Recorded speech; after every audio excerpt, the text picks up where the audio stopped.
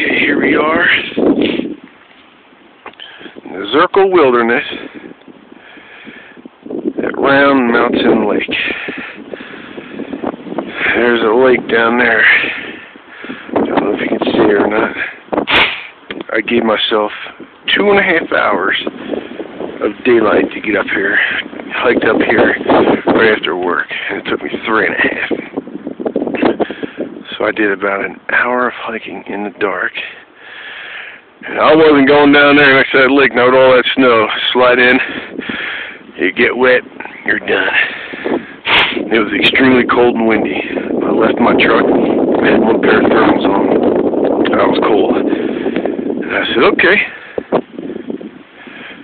Once I get hiking for a while, I'll get warm, right? Nope. The artist. There. Okay, as you can see, I'm actually camped out on a cliff. It's the only place I could go to get away from trees. Okay? I have this one tree right here. It's a beautiful tree. I like that tree.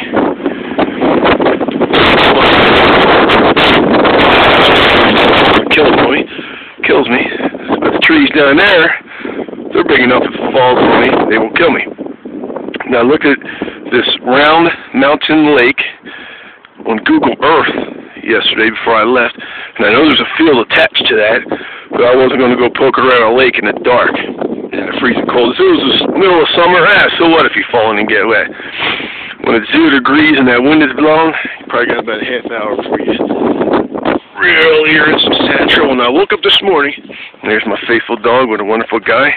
It was so cold last night, I let him sleep in the tent with me, curled up in my sleeping bag, wrapped a jacket around him, and the funny thing was I got chilly, but he never shivered. That dog's amazing. I know there's cat tracks over here. I woke up this morning. These are fresh. So a cat walked by my tent last night. Steve, come up here. He just walked all over him. He's looking down there. He sees them.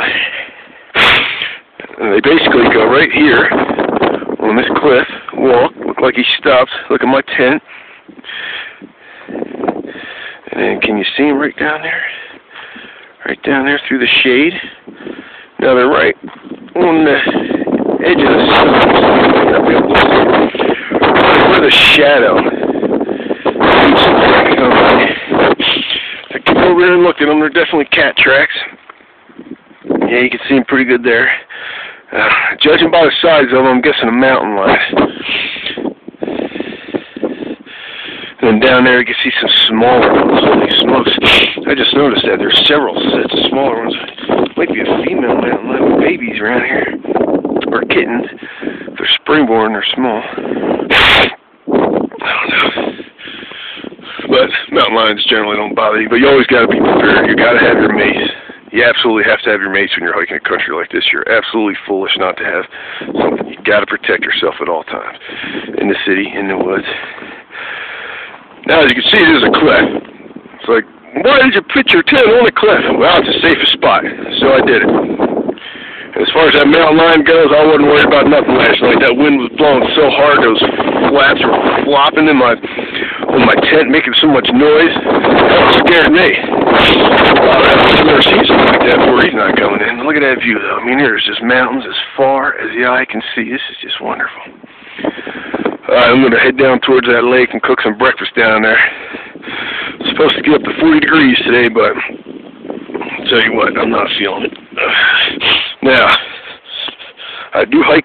My favorite thing to hike in is a sneaker. Can you see my sneaker there? It's a running sneaker, okay? Cigar, why do you like in sneakers? How come you don't have fancy boots? Well, sneakers are comfortable for me. I don't know. All that other stuff kind of hurts my feet for some reason after a while. So I stick with the sneaker, and I rely on socks to keep my feet warm. What I got is wool socks mixed with some synthetic stuff. Avoid cotton at all costs. Cotton gets wet, loses all thermal properties, and then it stays wet. It doesn't dry. All this new synthetic stuff still has thermal properties after it gets wet, so it still keeps you warm even when it's wet.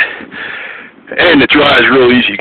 I put everything right in my sleeping bag. My sneakers I put in my sleeping bag, my clothes right in my sleeping bag. Then I get some of those hand warmers, turn them on, and we're nice and toasty.